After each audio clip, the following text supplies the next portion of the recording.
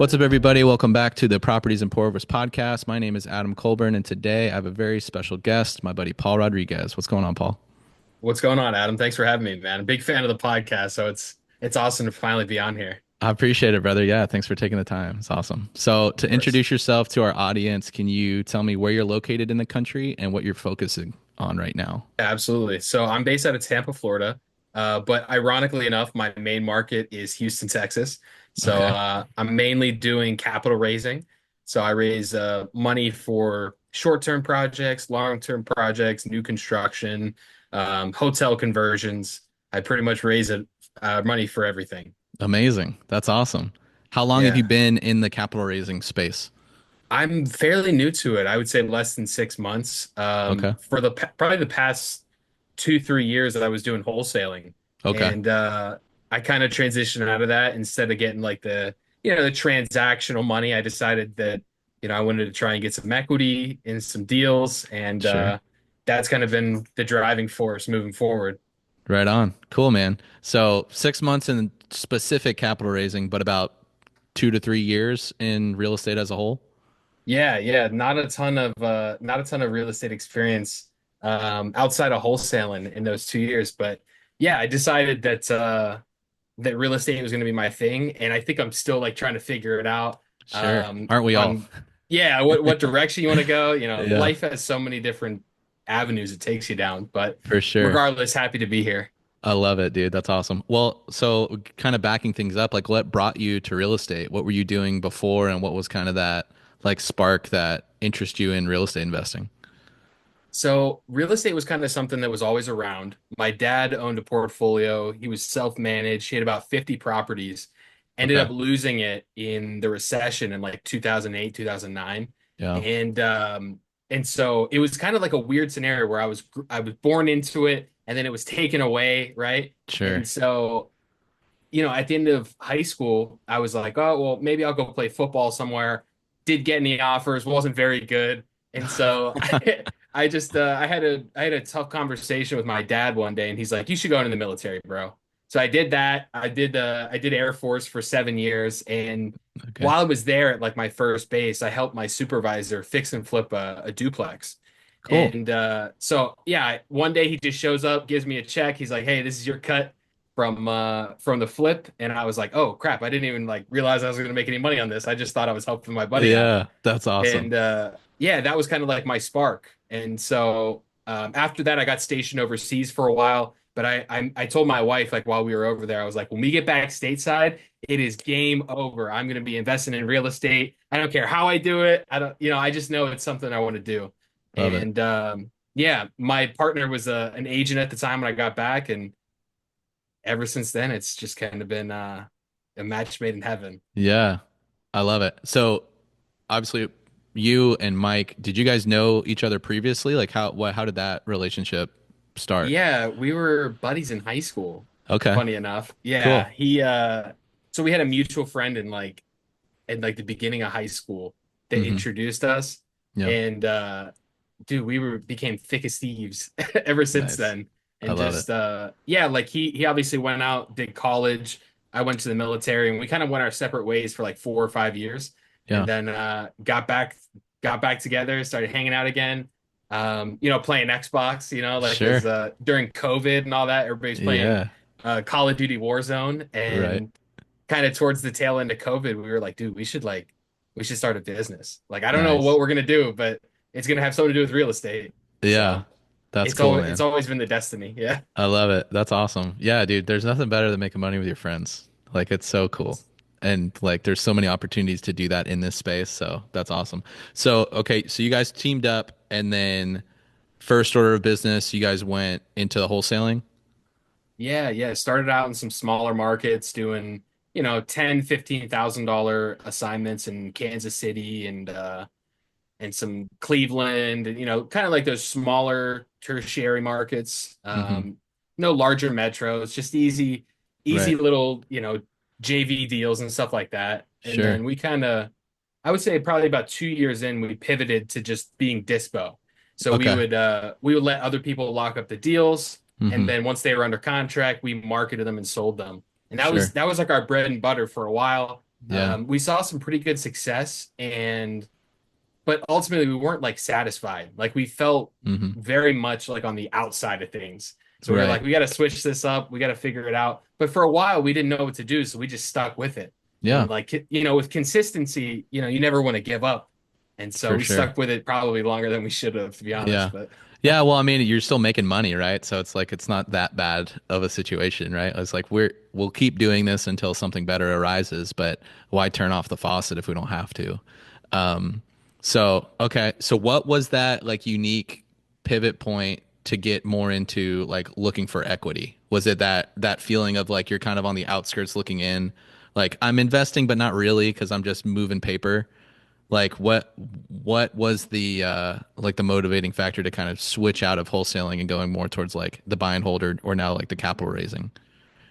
so we were in Boston for a retreat, and I ran into my buddy Michael Manatsakanian. Okay, And Michael is a very successful investor, and I love hearing him talk, right? Like because he's a wealth of knowledge every time. for And I sure. I ran into him. We like Pace was on stage talking for a while, just dropping gems like he always does. Right. And afterwards, I was like, man, I got to go to the bathroom. And I'm so glad I did because I ran into Michael when I Yeah. was leaving the bathroom, and I was like, dude, how are you? How are things? And we got catching up. It turns out our daughters had the same name. They were born like a month within each other. Oh And wow. so we just two friends catching up. And Sure. he's like, dude, are you still wholesaling? And I was like, yeah. And he's like, why?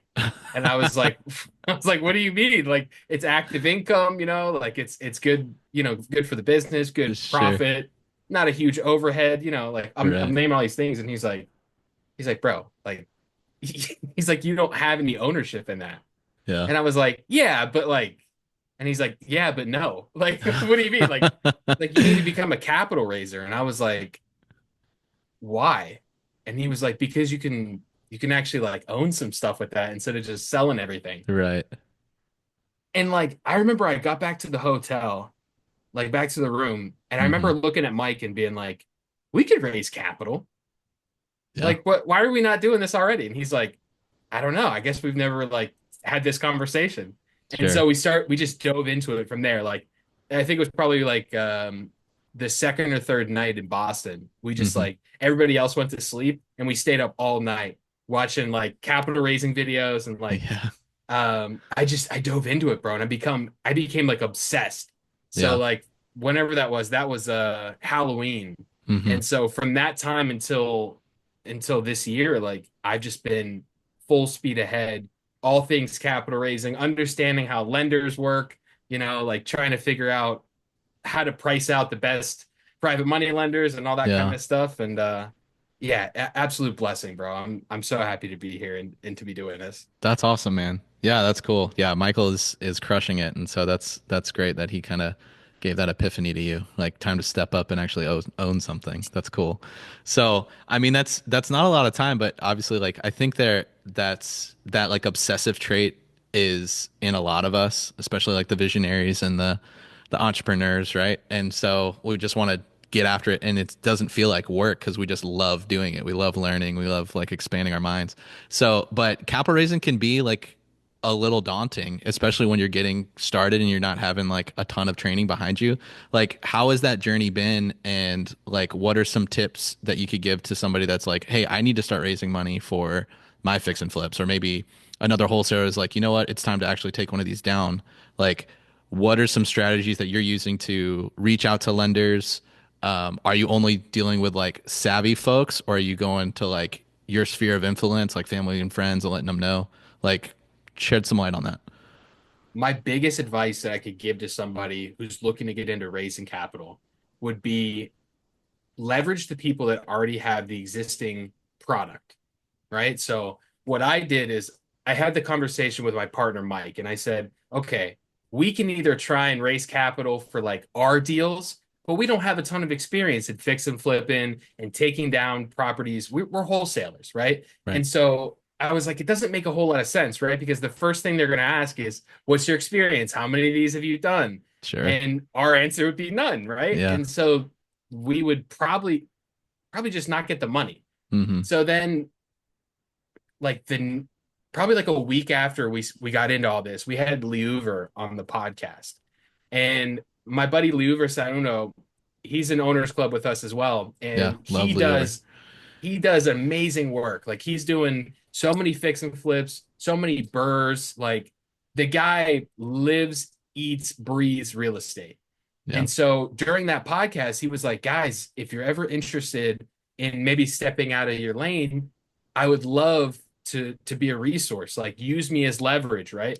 And so after that call, after that podcast, I called him and I was like, dude, whatever you need me to do, I'm gonna do it. Like if you need me Yeah. to, like if you need me to fly out to Texas and start making these connections, I'll do it. I'll make it happen. Yeah. And so he's like, okay, let's talk. And what I did is just leverage his experience, right? And Hmm. so what I would tell somebody just getting started is find somebody who's doing it. Find somebody that's already really established. They're doing great things. They have the track record and they're open to share that, right? Sure. So like working with Liuver, it's very streamlined. Like I tell him, hey, I need a credibility packet, and he built me a Google Drive of every single deal he's done in the last 7 years, Wow. flips, notes that he's held, burr strategies, refinances, Yeah. mortgage docs, like everything you could possibly want. He just gives it as his credibility packet. And Hmm. so what I'm able to do is take that, go to these lenders and say, hey, listen, I know you typically charge X, but my guy has a ton of experience. He has properties that have equity that we can use as collateral. Give me the best rate you can. And Yeah. so it's really just kind of like the Squid Games, right? Where people are kind of eliminating themselves. Some Right. people are dropping off, and Yeah. that would be really easy for somebody who's just getting started. They can use somebody's experience as their own, essentially, and Hmm. kind of wedge themselves into the deal. Totally. Yeah, no, that's super smart. And I think like myself included, I've done that in the past as well, where I know somebody that has that skill set, or they're just for whatever reason they've just stumbled upon a lender that wants to do business with them, but they don't have any projects, right? And so rather than doing like the PMP model, it's like, well, I'll still give you some equity, but you don't have to use your own cash. You already have access to some more cash, right? Bring it to me. I'm gladly pay you for connecting the dots here, so we can just go and continue to scale. Right. And that's super smart to just attach yourself to somebody that has that credibility because you don't have to do that. Right. For you and Mike to go and build that credibility yourself is going to take a while. Right. And then obviously the risk that because you don't have the experience, something might go wrong. Where while it's just like shortcut the line attached to ourselves to some beast out there like Liuver that has all this credibility and just say, yeah, this is my guy. Like, let me just go and work on the money and then everything works out. As far as like your kind of structure with him, are you guys doing like a straight up just JV? You're getting a flat fee for bringing the money? Are you getting like equity on a flip profit? Or are you guys doing this in like, because I know he's doing a lot of co-living. Are you getting ownership in those? Like, what does that look like? Yeah, so Liuver is probably the best example of a perfect partner that you could ever ask for. Yeah. And what I mean by that is that he's a very flexible individual, right? Yeah. So it's less about what I want and more about how I fit into the equation, I guess. Sure. And so every time we have a deal, he has a conversation with me. He's Hmm. like, what are you looking to get out of this? Do you want equity in this deal? Is this something where you just want a flat fee? Are you, maybe trying to get a lower percentage and make the spread?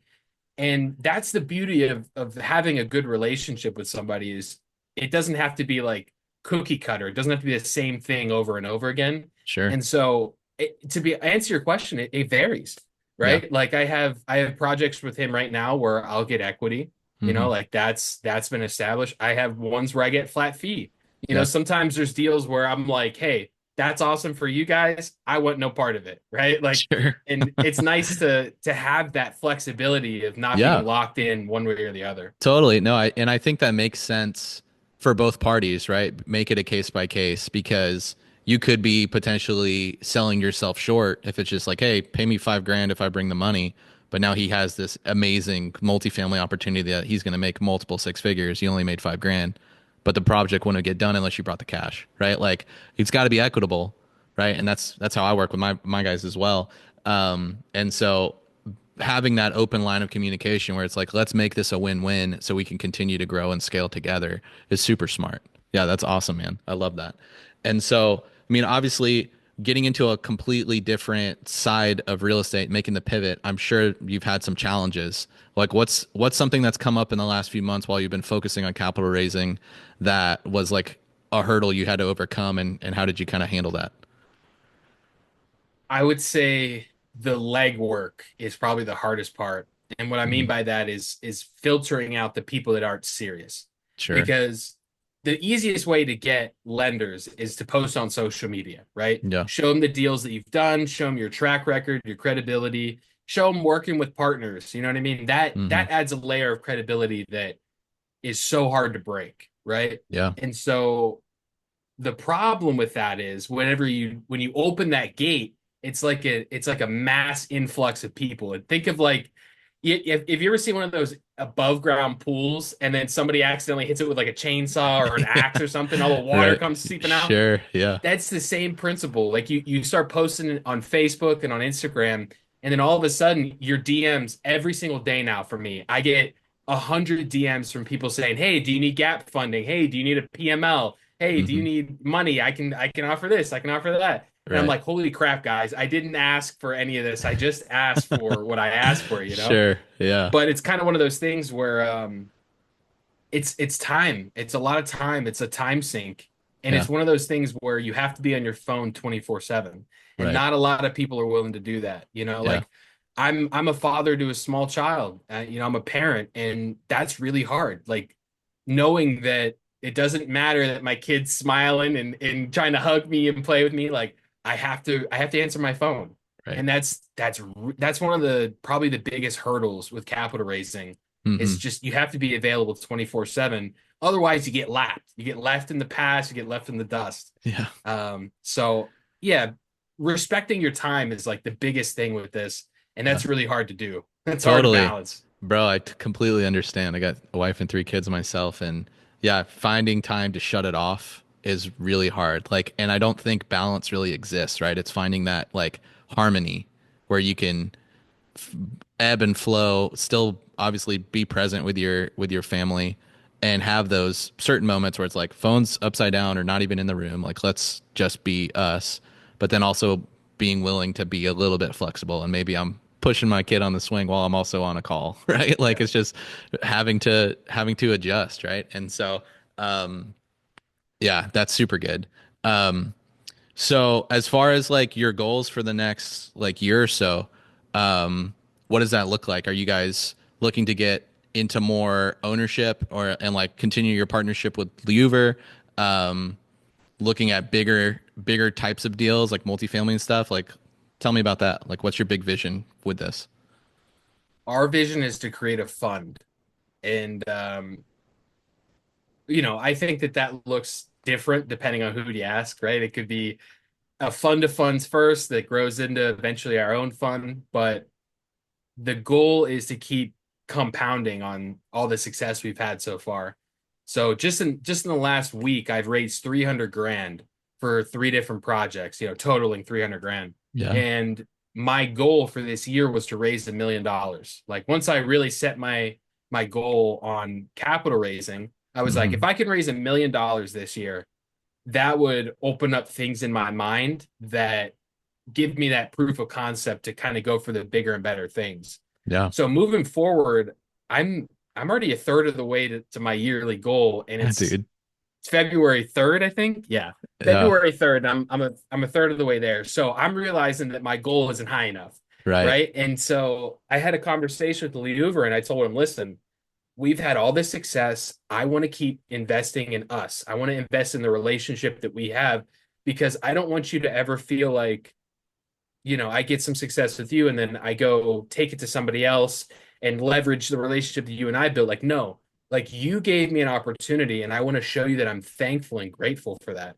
Yeah. And so the partnership that I built with him, you know, that Mike and I built with him, we want to take it to the new level. And Yeah. we're actually raising money for new construction now. We're doing 13 townhomes.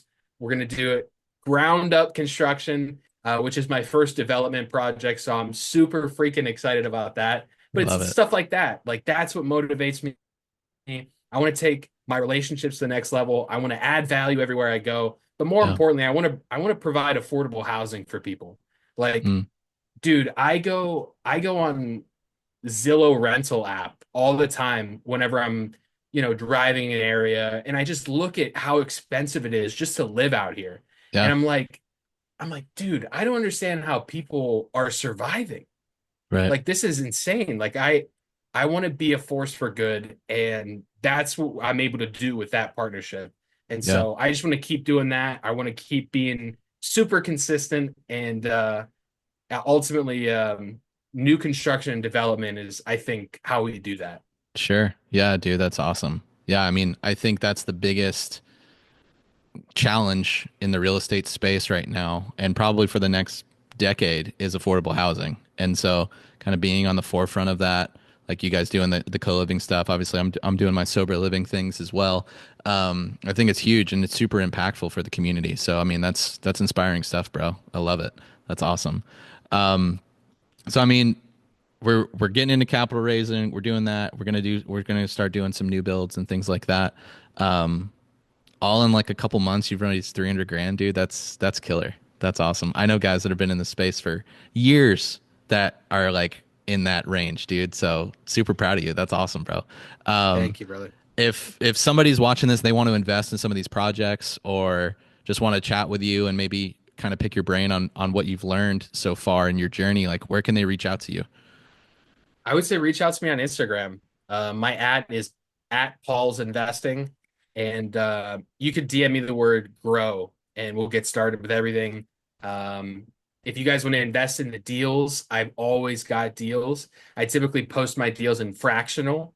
It's Okay. a awesome website. It kind of allows us as investors to post our deals freely, and it's kind of like a crowd raising website. So if you Sure. like the project, you can actually invest right there on the website. You can, Yeah. make your commitments to the project. Super cool. It's like GoFundMe for real estate Yeah. investors. That's awesome, dude. Yeah, really cool platform. Amazing, dude. I love it. Yeah. That's awesome, bro. Yes, sir. Happy to hear that you're crushing it already and excited to see what you do for the rest of 2025. So, Paul, I appreciate you taking the time and kind of sharing your story with us. Any like last words to leave with the listeners? Yeah, if you want to go do something, just do it. Don't listen to anybody that tells you that you can't do it. At the end of the day, you are the master of your own destiny.